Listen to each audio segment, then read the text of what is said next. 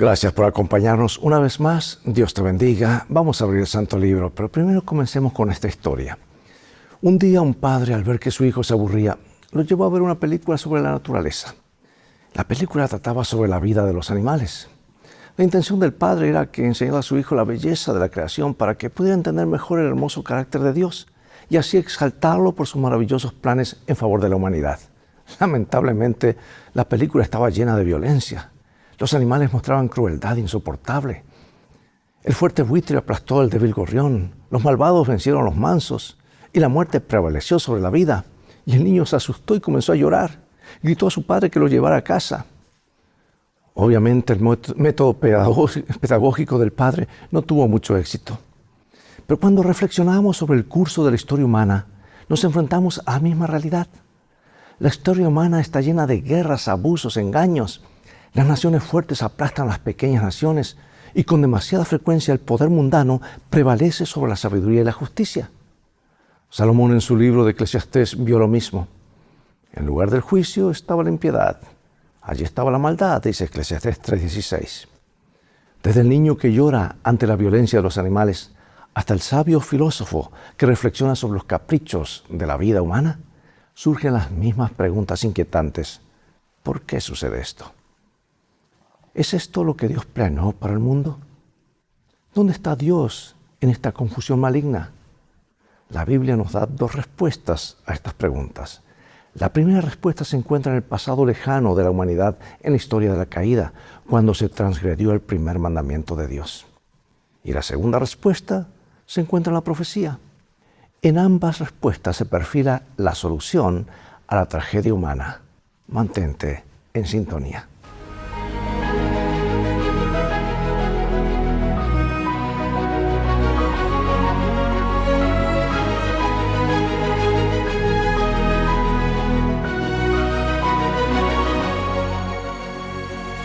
Leo de la palabra de Dios en Salmos 46:10. Estad quietos y conoced que yo soy Dios. Seré exaltado entre las naciones, enaltecido seré en la tierra.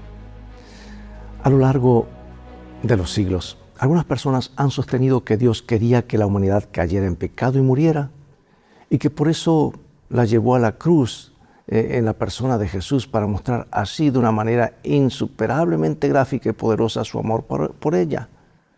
En resumen, Dios necesitaba, según esa idea, que la humanidad cayera. Esa es una postura horrible y miserable. Nunca fue la intención de Dios que Satanás o la humanidad cayeran. La rebelión de Satanás y luego de la humanidad fue una tragedia de inmensas consecuencias. Nuestra dicha en compañía de Dios habría seguido siendo completa en caso de que nuestros primeros padres no hubieran caído. ¿Te imaginas lo que sería hoy este mundo? Hoy seguiremos examinando los problemas causados por la caída y por el deseo de tener un gobierno humano en lugar del divino. Estos son temas poderosos presentados en el libro de Daniel, donde se muestra que Dios estaba en lo cierto cuando advirtió a su pueblo acerca de lo que sucedería cuando se apartaran de él y eligieran monarcas terrenales en su lugar. Y eso fue exactamente lo que obtuvieron: monarcas terrenales en lugar de Dios y pecadores enseñoreándose de pecadores, algo que nunca fue una buena combinación. El jardín del Edén era un aula, un lugar donde su interacción con la creación les enseñaría sin cesar a ellos y a su descendencia más acerca del poder creador. Tengo algunas citas y párrafos aquí muy hermosos y voy a leer uno de ellos que dice así lo siguiente. La santa pareja eran no solo hijos bajo el cuidado paternal de Dios, sino también estudiantes que recibían instrucción de parte del Creador omnisciente. Los misterios del universo visible, las maravillas del perfecto en sabiduría, les suministraban una fuente inagotable de instrucción y placer. Bueno, hermosa cita, pero veamos cuál fue el primer mandato que Dios le dio a la humanidad y por qué era tan importante. Vamos a Génesis capítulo 2 y nos dice así. Y Jehová Dios hizo nacer de la tierra todo árbol delicioso a la vista y bueno para comer. También el árbol de la vida en medio del huerto y el árbol de la ciencia del bien y del mal. Y salía de Edén un río para regar el huerto, y de allí se repartía en 4 brazos. El nombre de uno era Pisón, Este es el que rodea toda la tierra de Ávila, donde hay oro, y el oro de aquella tierra es bueno, y hay allí también bedelio y ónice. El nombre del segundo río es Gihón, y este es el que rodea toda la tierra de Cus. Y el nombre del tercer río es Hiddekel. Este es el que va al oriente de Asiria. Y el cuarto río es el Éufrates. Tomó pues Jehová Dios al hombre y lo puso en el huerto de Edén, para que lo labrara y lo guardase. Y mandó Jehová Dios al hombre diciendo: de todo árbol del huerto podrás comer, mas del árbol de la ciencia del bien y del mal no comerás, porque el día que de él comierais ciertamente moriráis. El verbo hebreo sabá, o sea, mandar, aparece por primera vez en la Biblia como parte de la orden dada por Dios de no comer el árbol del conocimiento del bien y del mal. Ahora, ¿cómo es posible que el conocimiento esté prohibido? ¿No es siempre útil experimentar y saber más? Según las Escrituras, no.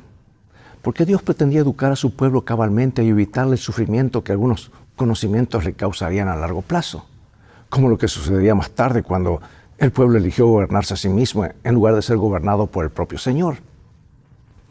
1000 años después, cuando Israel pidió un rey, el Señor expuso las consecuencias de ello, como descubrimos la semana pasada, e informó a su pueblo que la decisión de alejarse de su gobierno directo duraría hasta el fin de los tiempos. Y a medida que los reyes de Israel se volvieron cada vez más malvados, el pueblo del pacto se volvió tan mundano y alejado del propósito de Dios que Él les dio aún más de lo que querían, un gobierno pagano. Por eso acercarse al libro de Daniel con este trasfondo en mente puede ser esclarecedor, porque la sucesión de los imperios descrita en las visiones del libro es más que un reproche dirigido a las naciones paganas. Es también una amonestación dirigida a Israel por su negativa a obedecer sus mandamientos. Los siglos de sometimiento en lugar de la libertad de la que el pueblo de Dios disfrutó originalmente en Edén se convertirían en una nueva aula donde los corazones dispuestos podrían observar el sorprendente contraste existente entre los reinos de este mundo y el reino de Dios.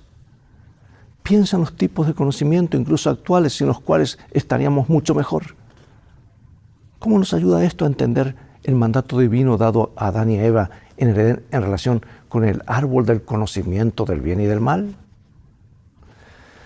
Dios presentó, amados, las descripciones más convincentes acerca de la relación entre su pueblo y los reinos de este mundo durante el cautiverio en Babilonia y por medio del profeta Daniel. Su pueblo ya no era autónomo y ahora cosecharía las consecuencias de sus elecciones.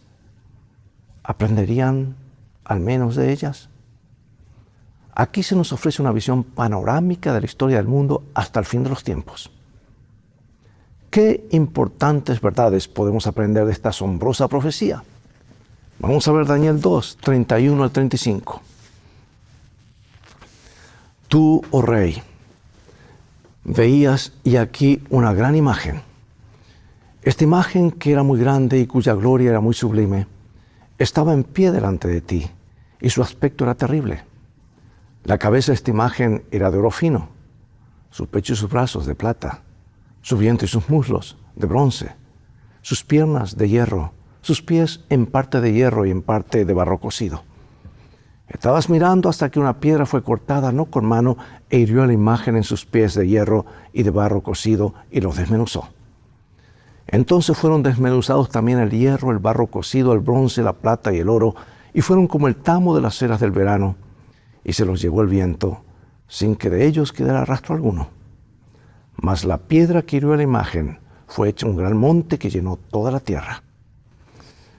Al finales del siglo XIX, muchas personas mostraban una renovada confianza en el progreso humano. Por ejemplo, la Exposición Universal de París en el año 1900 fue una notable exhibición de optimismo acerca del futuro. Seguramente, con todos sus avances tecnológicos y científicos, muchos de los peores problemas de la humanidad llegarían a su fin. Y a medida que la humanidad se adelantaba en el siglo XX, cundía entre muchos pensadores el optimismo de que los ideales de la Ilustración, la era ilustrada, como decían, como la perfectibilidad humana y el poder de la razón, marcarían el comienzo de una nueva y maravillosa era para la humanidad. Sin embargo, la Primera Guerra Mundial acabó rápidamente con esos sueños. Mientras que a finales del siglo XX habíamos perdido más de 200 millones de personas a causa de la guerra, las cosas cambiaron. Puede que hayamos avanzado tecnológicamente, amados, pero no moralmente. Y parafraseando al doctor Martin Luther King Jr., tenemos misiles teledirigidos por inteligencia artificial, pero hombres fatalmente equivocados. Una combinación sin duda aterradora. Muchos estudiosos de las profecías han notado que los metales de la imagen de Daniel 2 siguen un patrón de devaluación progresiva que va de lo más valioso a lo de menos valor. El oro deja su lugar a la plata, está el bronce y está el hierro, hasta terminar en una mezcla de hierro y arcilla. Charles Darwin, Karl Marx y otros pensadores del siglo XIX intentaron convencernos de que la humanidad progresa constantemente, que estamos evolucionando biológica y socialmente. Y aunque en algunos aspectos la existencia humana ha mejorado, al menos en el ámbito físico, ¿quién puede vislumbrar un futuro de paz, seguridad y prosperidad en vista de cómo está siendo gobernado el mundo en la actualidad? Jesús advirtió, es guerra, rumores de guerra. Cuidado, dicen, no se alarmen. Esto tiene que suceder, pero aún no es el fin. Porque se levantará nación contra nación, reino contra reino. Habrá pestes, hambres, terremotos en diversos lugares. Y menciona una lista terrible de catástrofes. Y hoy lo estamos viviendo.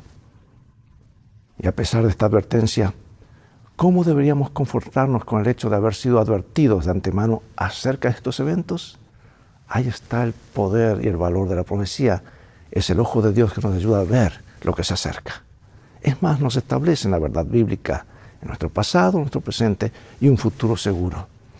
¿Sabes que el sueño de Daniel 2 fue presentado a un rey babilonio? La visión de Daniel 7, en cambio, fue mostrada a un profeta hebreo, miembro del pueblo que hizo pacto con Dios. A Daniel se le muestra el mismo tema que a Nabucodonosor, pero desde una perspectiva diferente. O sea, son líneas proféticas. En lugar de una estatua, se ve una serie de naciones que surgen del mar como resultado del viento que agita las aguas, símbolo de naciones. Y estas naciones estaban en un permanente estado de lucha que provocaba un constante cambio de poder entre ellas.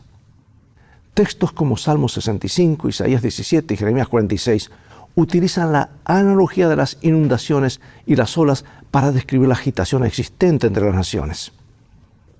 Por el contrario, la tierra prometida permaneció, al menos durante un tiempo, como una isla de paz y seguridad en medio de un mar de reinos paganos, como una nación santa establecida sobre los sólidos cimientos del gobierno de Dios, en contraste con las convulsionadas naciones que los rodeaban.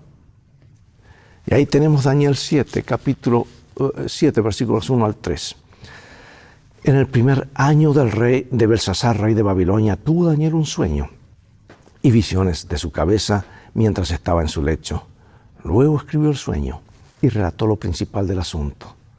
Daniel dijo: miraba yo en mi visión de la noche, y aquí que los 4 vientos del cielo combatían en el gran mar, y 4 bestias grandes, diferentes la una de la otra, subían del mar.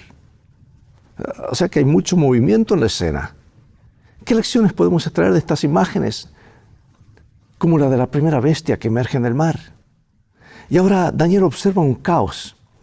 El caos de las luchas paganas desde la orilla, cuando de repente las bestias empiezan a aparecer en la tierra, en el territorio del pueblo de Dios. Y los problemas de los gentiles se habían convertido ahora en los problemas de su pueblo.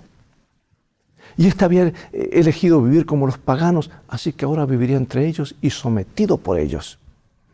Y a partir de la dominación babilónica, el pueblo del pacto nunca volvió a disfrutar de una autonomía completa o duradera. En el caso del Israel espiritual, hoy, esta pérdida de autonomía persistirá hasta el fin de los tiempos, cuando Cristo vuelva a ocupar su legítimo lugar como nuestro Rey. En la época del Nuevo Testamento y en los siglos siguientes, el pueblo de Dios continuó sufriendo bajo el dominio del Imperio Romano y luego por las persecuciones del Cuerno Pequeño, sucesor de la Roma pagana. Y aunque algunas naciones fueron mejores que otras, y algunas épocas han sido más pacíficas que otras, la historia general de las naciones, los pueblos y los imperios, ha consistido simplemente en ir de una tragedia a otra, de un opresor a otro, todo generalmente en nombre de las mejores intenciones para los habitantes de cada nación. ¡Qué contraste con el gobierno de Dios! lo que Dios tenía pensado para su pueblo en caso de que éste lo aceptara, lo que nos perdimos. Pero Dios restaurará todas las cosas. Las imágenes de la tierra y del mar que aparecen en la Biblia, especialmente en las profecías, pueden ser muy instructivas. Consideremos, por ejemplo, el uso simbólico de la tierra y el mar cuando aparecen juntos en la profecía bíblica. Beatrice Neal, en el libro Sellados, Santos Sellados y en Tribulación, nos dice lo siguiente. Leo aquí lo que ella dice. Simbólicamente, cuando la tierra y el mar aparecen juntos, la tierra representa a menudo el mundo ordenado o incluso la tierra de Israel, mientras que el mar se refiere a las naciones gentiles que lo amenazan, como el mar amenaza la tierra. Y según esta línea de pensamiento, la tierra es un lugar de estabilidad basado en el gobierno de Dios, mientras que el mar representa la agitación y la inestabilidad de las naciones establecidas sobre el fundamento del orgullo humano. Vamos a ver este principio en la Biblia. Apocalipsis capítulo 13. Y la serpiente arrojó de su boca tras la mujer agua como un río para que fuese arrastrada por el río. Pero la tierra ayudó a la mujer. Pues la tierra abrió su boca y tragó el río que el dragón había echado de su boca. Me paré sobre la arena del mar y vi subir del mar una bestia que tenía 7 cabezas y 10 cuernos, y en sus cuernos 10 diademas, y sobre sus cabezas un nombre blasfemo. Después vi otra bestia que subía de la tierra, y tenía 2 cuernos semejantes a los de un cordero, pero hablaba como dragón. Observa la vinculación que existe entre agua y tierra. ¿Cómo utilizan ambos símbolos? Se utilizan aquí. ¿Y qué pueden enseñarnos acerca de cómo entender la profecía? Observa que el dragón, el diablo, utiliza el agua para perseguir a la mujer o a la iglesia. Y como hemos visto, el agua suele simbolizar en la profecía a los gobiernos mundanos, así como también la agitación y el caos que a menudo los acompañan. Esto significa que Satanás usó a las masas empujadas por sus líderes para perseguir al pueblo de Dios a lo largo de gran parte de la historia de la iglesia. Además, los adventistas del séptimo día hemos entendido que Apocalipsis 12:16 se refiere a la migración de los creyentes perseguidos en Europa al Nuevo Mundo. Y si nuestra interpretación de la tierra y el mar es correcta, ¿qué dice esto acerca de la fundación de los Estados Unidos de Norteamérica? ¿Podríamos considerar a la tierra de manera semejante a la tierra prometida de la época del Antiguo Testamento, es decir, como un lugar reservado para el pueblo de Dios? ¿Podría ser esta la razón por la que la bestia terrestre aparece primero como un cordero? Aunque Estados Unidos nunca ha sido el nuevo Israel, como algunos de sus fundadores lo veían, durante mucho tiempo ha sido una tierra de libertad religiosa para millones de creyentes oprimidos provenientes de otras partes del mundo. Por desgracia, esta bestia semejante a un cordero hablará un día, y ese día ya está sobre nosotros, hablará como un dragón. Estados Unidos, durante tanto tiempo, un faro de libertad religiosa para los perseguidos, se convertirá en el perseguidor religioso dominante. Este es otro ejemplo de lo que sucede cuando la humanidad elige gobernarse a sí misma en lugar de ser gobernada por Dios.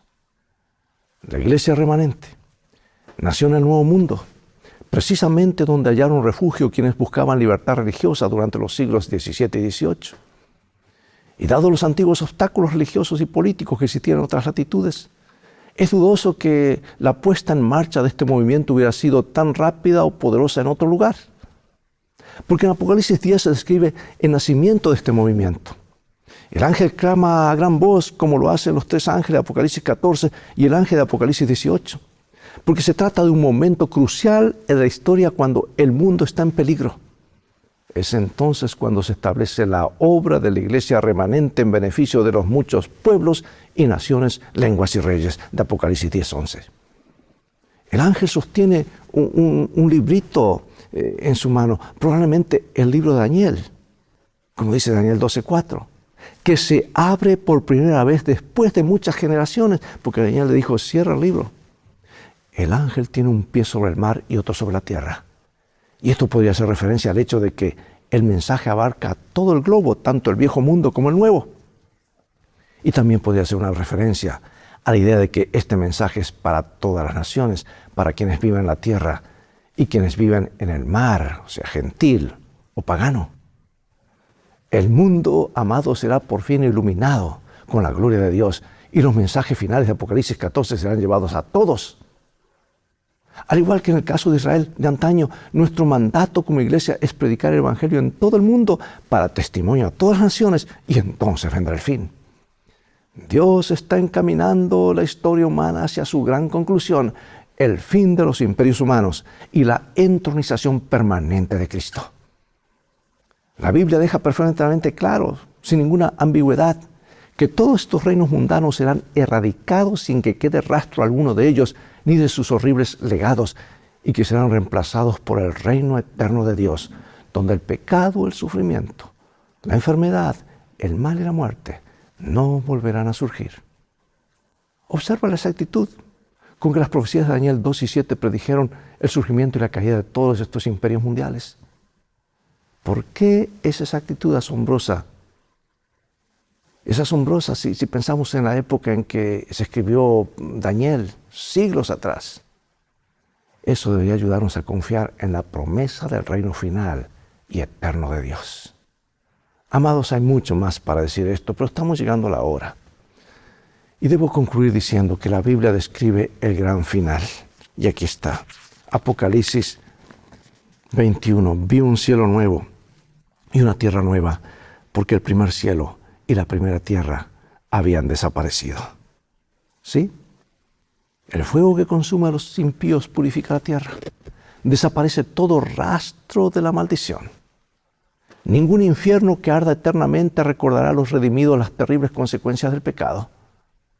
Y finalizo con esta cita inspirada que nos dice: solo queda un recuerdo. El Redentor, nuestro Redentor, llevará siempre las marcas de su crucifixión. En su cabeza herida, en su costado, en sus manos y en sus pies se ven las únicas huellas de la obra cruel efectuada por el pecado. El profeta, al contemplar a Cristo en su gloria, dice: rayos brillantes salen de su manto, allí está escondido su poder. En ese costado herido, de donde emanó la corriente purpurina que reconcilió al hombre con Dios, está la gloria del Salvador. Allí está escondido su poder, poderoso para salvar, por causa del sacrificio de la redención. Fue por consiguiente fuerte para ejecutar la justicia hacia aquellos que despreciaron la misericordia de Dios. Y las marcas de su humillación son su mayor honor. A través de las edades eternas, las heridas del Calvario proclamarán su alabanza y declararán su poder. Hermano y hermana, amigo y amiga, no sé si capta la profundidad de esto. Será el tema de estudio por la eternidad. Dios nos ayude a seguir fielmente su palabra. Un paso en la dirección equivocada. Y el enemigo tiene ventaja de este lado de la eternidad. Usa la mentira con la verdad y las mezcla. ¿Y cuántas veces aquellos que no están afirmados en todo el mensaje bíblico están dispuestos a seguir teorías humanas? Y pronto ocurrirá. La iglesia se unirá con el Estado exactamente como ocurrió allá en los días antiguos de Babilonia, como ocurrió en los días de la Edad Media. Y pronto ocurrirá como Jesús lo dice en Apocalipsis 13. El mundo está encaminado para eso. Pronto esta nación, los Estados Unidos, le dirán al mundo lo que tendrá que hacer en materia de religión. Hermanos, estamos llegando al tiempo final. Dios nos ayuda a estar firmes en los oráculos divinos. Oremos. Padre Celestial, gracias por tu mensaje. El mensaje profético nos alumbra claramente el futuro y fue anunciado por el Dios que tiene el mundo, el universo en sus manos. Sabemos lo que ocurrió en el pasado y eso nos da la seguridad de que lo que has dicho para el futuro se cumplirá. Gracias por guiarnos. Encomendamos nuestras vidas a ti en el nombre de Jesús. Amén.